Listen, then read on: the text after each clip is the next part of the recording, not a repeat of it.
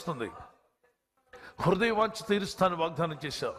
నీ ప్రజలు ఎందరో హృదయ వాంఛ తీరాలని ఏడుస్తూ ప్రార్థిస్తున్నారు. వారి హృదయంలో చాలా వాంఛలు ఉన్నాయి నాయన.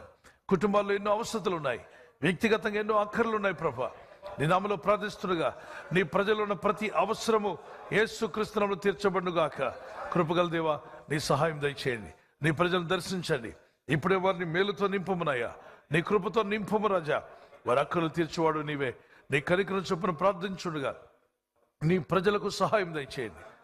యవన కుమారులు, యవన కుమార్తెలు వారి వివాహాల గురించి, వారి ఉద్యోగాల గురించి ఏ ప్రయత్నం చేస్తున్నారో ఆ ప్రయత్నము వారి హృదయవాంఛ యథార్థమైనదైతే నువ్వు తీరుస్తాన్నావు. నీ యందు భయభక్తి కలిగిన కుమారులు, కుమార్తెలు వారి హృదయవాంఛలు నీ నామ మహిమార్థమే తీర్చబడునుగాక.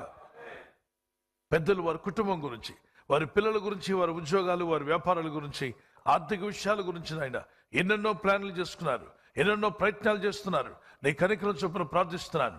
విదేశాల్లో ఉన్న మా వారు, అలాగే మా దేశంలో ఉన్న మా ప్రజలందరూ కూడా నాయన మేమంతా నీ వారము.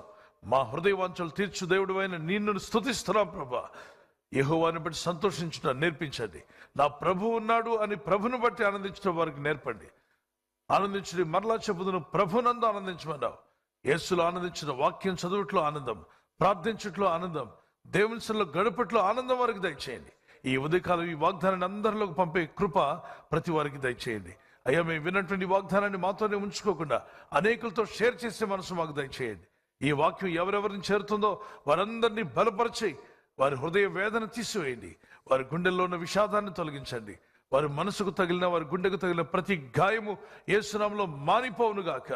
వారిని ఆదరించి బలపరిచి వాక్యం ద్వారా ఇదిగో వారితో మాట్లాడి వారి హృదయ వాంఛలు మీరు తీర్చబోతున్న మేము స్తుతిస్తూ మీ సాక్షులుగా వారిని వాడుకోమని యేసుక్రీస్తు పరిశుద్ధ నామములో అడిగి వేడుకుంటున్నాను నా పరలోకపు తండ్రి.